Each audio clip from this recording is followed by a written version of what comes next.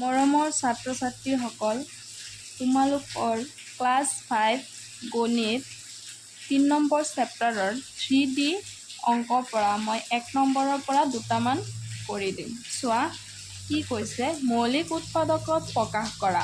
আমি এতিয়া ষ্টাৰ্ট কৰিছোঁ। 12ক কি কৈছে, মৌলিক উৎপাদকত প্ৰকাশ কৰিব দিছে। তোমালোকে চোৱা 12টো এনেকৈ পাতিবা। মৌলিক উৎপাদকত ইংলিছত কি কয় জানা, প্ৰাইম ফেক্টৰাইজ মেথড।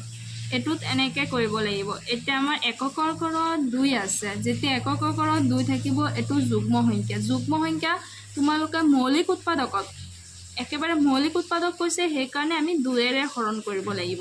এইটো সদায় মনত ৰাখিবা। 2ৰে তোমালোকে 12ক হৰণ কৰিবলৈ গ'লে 2 কিমান গুণ 12 হ'ব?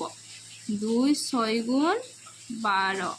আকৌ কি কৰিব লাগিব, 6টো আছে নহয়, 6 নাম্বাৰটো আমাক যাব, পূৰণ কৰিলে হৰণ কৰিলে যাব। সেইকাৰণে আকৌ 6টো যুগ্ম সংখ্যা, আকৌ 2ৰে পূৰণ কৰিম। 2 কিমান গুণ 6? 2 3 গুণ 6। এতিয়া 3টোতো আৰু হৰণ নাযায়, সেইকাৰণে এইটো থৈ দিব লাগিব। 3ও এটা মৌলিক সংখ্যা, সেইকাৰণে ইয়াত কৈছে। এতিয়া তোমালোকে লিখিবা যে মৌলিক উৎপাদক, ভাৰৰ মৌলিক উৎপাদক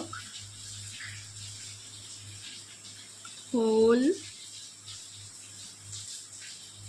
তাত মৌলিক উৎপাদক লিখিবা 2 পূৰণ 2 পূৰণ 3, 2 পূৰণ 2 পূৰণ 3। আৰু এটা কৰি দিছোঁ, এইটো 1 নম্বৰ, এইটো জে নম্বৰটো কৰি দিছোঁ 80। জে নম্বৰটো 80 আছে। তোমালোকে 80 এনেকৈ কৰিবা। এককৰ ঘৰত 0 আছে, সেইকাৰণে 2 দি হৰণ হ'ব। 2 8ত কেইবাৰ যাব?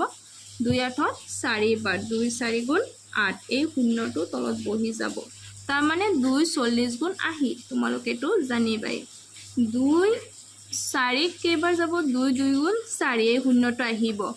আকৌ 2 2ত কেইবাৰ যাব? 1 বাৰ। এই 0টো বহিব, মানে 2 10 গুণ 20। আকৌ 2 10ক কেইবাৰ যাব? 5 বাৰ।